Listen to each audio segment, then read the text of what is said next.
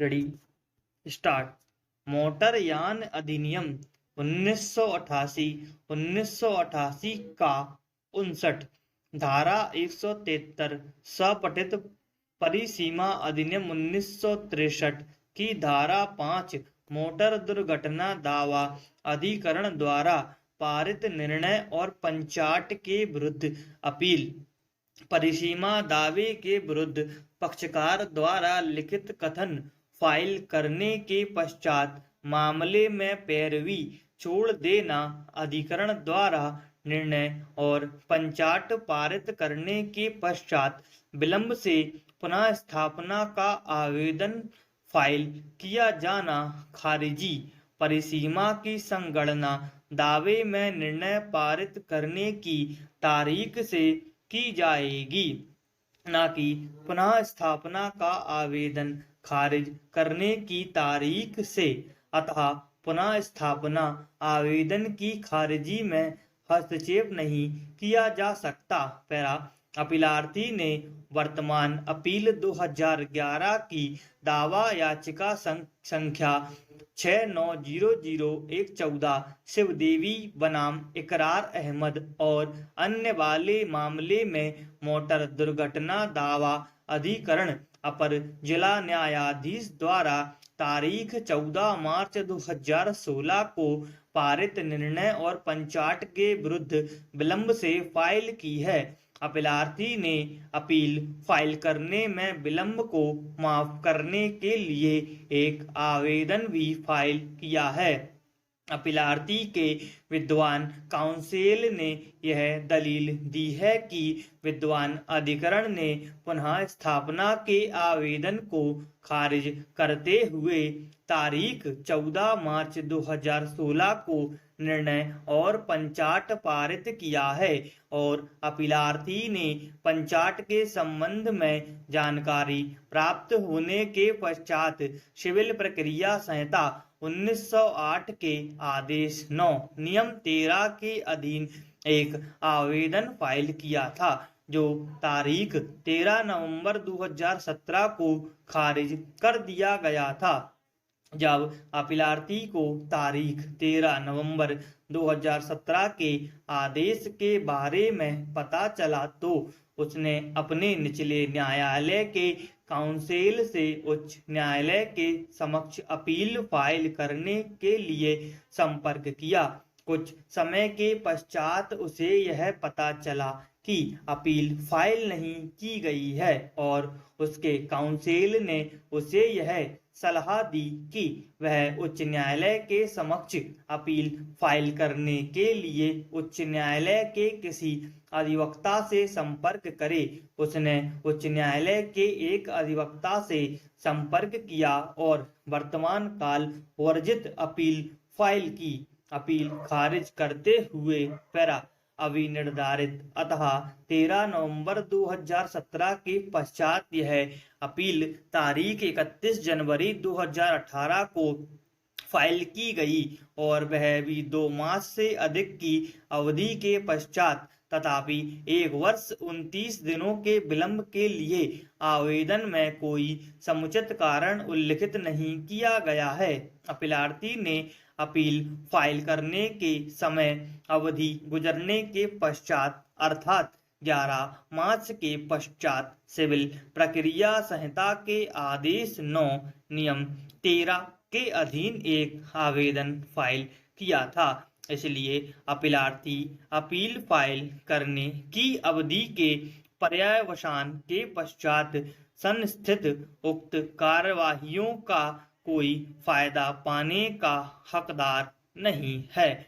विशेषतया वर्तमान मामले के तथ्यों और परिस्थितियों में वर्तमान मामले में अपीलार्थी उपस्थित हुआ था और उसने अपना लिखित कथन फाइल किया था और इसके पश्चात वह जानबूझकर कार्यवाहियों में हाजिर नहीं हुआ।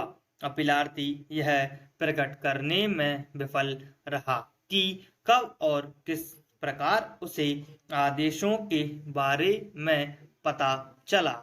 इस तथ्य से यह भी उपदर्शित होता है कि अपीलार्थी को कार्यवाहियों और उनमें पारित आदेशों की पूर्ण जानकारी थी और उसने विलंब के लिए कोई संतोषजनक स्पष्टीकरण नहीं दिया है। इस तथ्य से यह भी स्पष्ट होता है कि अपीलार्थी के विद्वान काउंसिल ने अनुपूरक शपथ पत्र के लिए समय लेने के पश्चात शपथ पत्र फाइल करने से इनकार कर दिया। उपर्युक्त को दृष्टिगत करते हुए अपीलार्थी द्वारा आवेदन में दिया गया स्पष्टीकरण सद्भाविक प्रतीत नहीं होता है।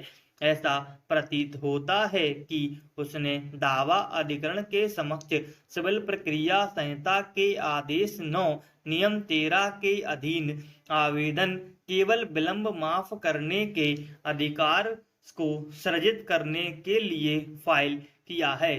अपीलार्थी द्वारा दी गई यह दलील पूर्ण रूप से गलत और खारिज किए जाने योग्य है कि अपील सिविल प्रक्रिया संहिता के आदेश 9 नियम 13 के अधीन आवेदन पर पारित आदेश की तारीख से समय अवधि के भीतर फाइल की गई है। परिसीमा निर्णय और पंचाट की तारीख से संगणित की जाएगी और तदनुसार अपीलार्थी को उक्त तारीख से स्पष्टीकरण देना था, जिसे देने में वह विफल रहा। स्टॉप। 80 WPM शुरू होगी 5 सेकंड में। Ready, start. यह सदन आज भारत के अमर शहीदों के प्रति अपनी कृतज्ञता व्यक्त करते हुए उन्हें सदन की ओर से अपनी हार्दिक श्रद्धांजलि अर्पित करता है। स्वतंत्रता संग्राम सेनानियों को नमन करता है। इस सदन का यह मत है कि हम लोगों को जहां तक हो सके जनता की आकांक्षाओं की पूर्ति सामाजिक और मानवीय आधार पर करने का प्रयास करना चाहिए।